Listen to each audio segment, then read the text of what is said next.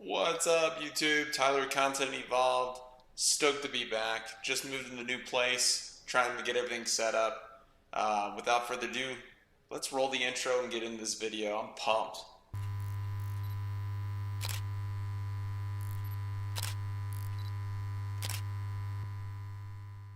But anyways, we're gonna dive in today on some Streamlabs OBS settings that um, are kind of not fully explained. People just kind of say, "Hey, this is what I use.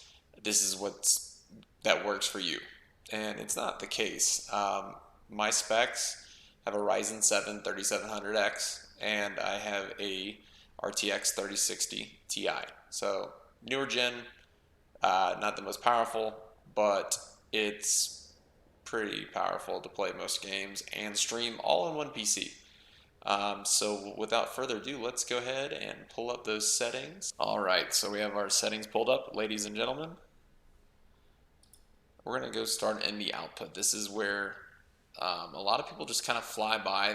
They give their best shot at explaining it, and it always left me literally scratching my head because I didn't know what it did. So we're in the advanced output mode. I can't change anything because I'm recording in Streamlabs. Like I said, my setup's not complete here. I'm trying to just get the content out to you. If you're streaming on NVIDIA, NVINC, the new one, best one out there. It really takes the load off your GPU and allows that GPU to focus on providing your stream with the best quality and not as strenuous on it. So that 100% if you have NVIDIA, that's what I use. There's an X, I think it's 264. That's for your GPU or CPU, excuse me. It can. I've tried it. It doesn't do as good of a job. Your CPU is already doing a lot. It's the brain of your computer. So it's not the best thing to do unless you've got a couple computers. You have one streaming and the other one you're playing the game on. Then by all means go that rate. Your rate control is essentially always going to be CBR. That's what YouTube and Twitch and all the other major streaming platforms that's what they require. That's what they use. So you won't change that at all. Now your bitrate. So for we'll say like 1080p at like 60 frames per second, which is what I do, you're looking for about 4,500 to 6,000 on your bitrate. When you start scaling down, say you do 1080 at 30, you kind of get away with like 3,500 to 5,500. If you want to scale down to like 720, 60 FPS, then you can kind of go 3,500 to 5,000, in that range, which is also, it kind of coincides with your internet. So if you don't have that great of an upload speed with your internet, you're going to have a lower bit rate. Otherwise, your stream is going to look like crap. It's going to be constantly dropping frames. It's going to be, getting laggy. It's just going to look like a hot mess. Basically, like my wife in the morning. Hope she didn't hear that. So that is my take on that. So basically, a lot of people in big cities and stuff have fiber, so it's really not an issue. Unfortunately, I moved to a new subdivision. They don't have true fiber yet. I think in October I get it. I still have fiber to the node, and then from the node it goes coaxial into the house. So I'm getting, I think my upload's 50, and then the download is that gig. Yeah. Profile I leave on high. As I mentioned, I have an AMD 3700X and a 3060 Ti. So I leave it high. It handles it just fine. Yeah. And so the psycho visual tuning, I couldn't find too much on it. All I keep reading is that people say to leave it on because it is on by default. I will do some research and I will post in the comments once this video is up if I find anything on that to give you the insight, the 411, if you will.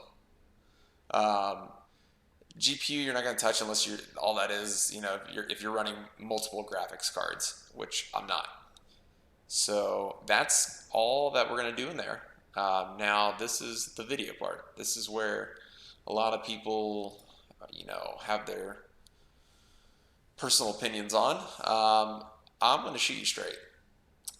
Basically, your base canvas resolution is going to be what you want to stream out of. So I'm in 1080p. Okay? So if for some reason it can't, handle that, or I wanted to scale or downscale, I would change that resolution right here. And then this is the tricky one. This is the one where you have like the 4 options. Your downscale filter is basically, it's basically helping your PC when you downscale to basically regrain the picture, if that makes sense. So the first 2 are like legacy content, like, don't even bother. Then you have the bicubic, and I believe it's 16 samples. And then you have the Lanczos sharpening scale, which is 32 samples. So your bicubic is going to take some strain off your PC. Nothing wrong with using it. However, I will say that if you have a NVIDIA graphics card, Lanczos all the way, all day. And yes, basically Lanczos, you're having your GPU and CPU cycling more. There's more cycling going on, so it is a little bit more strenuous, but you're keeping that quality.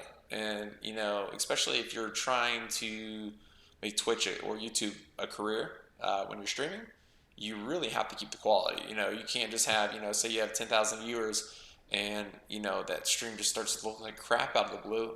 Those viewers, there's 10 other streamers live at any given time that they could just go watch, that they know the quality would be fine. So you got to make sure you keep your quality. And then from there, basically common FPS values, I leave mine at 60. Less demanding games, you could go down, like League, you could do this 30, 40, 50 FPS and it'd still be fine. This is mainly for your shooters if you want to kind of keep obviously the values up, because there's a lot going on. So you don't want your stream to be lagging behind of what's going on live. That's the whole point of it. So with your color space, basically you have the 2 options. So for HD video, you want to select the 709. 601 is for the sRGB days. It rarely gets used. 709, and I've always read that you want to pair 709 with partial. It makes it a little bit brighter, I think, on stream. Test it out. Let me know what you think. If you think you can run full in 709, that's great. And if not, partial's fine.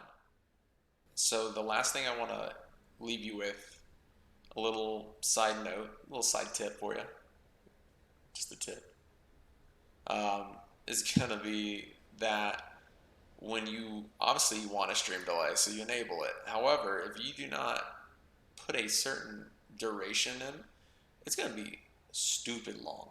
Like, I had people watching my stream and they would make a comment, like say I did some big play, and I would hear it like 30 seconds to a minute later, and I'm sitting there going, what? So if it says 0, yeah, you've got a long delay. I put it about 5 seconds. I still think it goes over that for some reason. I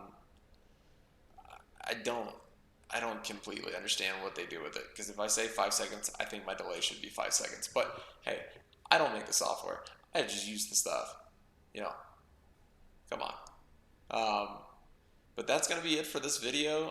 Thanks for watching. If you found this video helpful, thumbs up, like it, subscribe. Helps me stay motivated and bring the content to you guys, because I have been slacking, honestly. Like, I haven't been consistent, and I love helping people, and that's why I make these videos, is because I know when I first started streaming, I knew nothing, and it was such a pain. So I had to do a bunch of research. So I'm trying to bring all that kind of all my all my mishaps into one place, so you don't have to look anywhere else and get the best content you can get. So without further ado, you guys have a good night. I'll see you in the next one.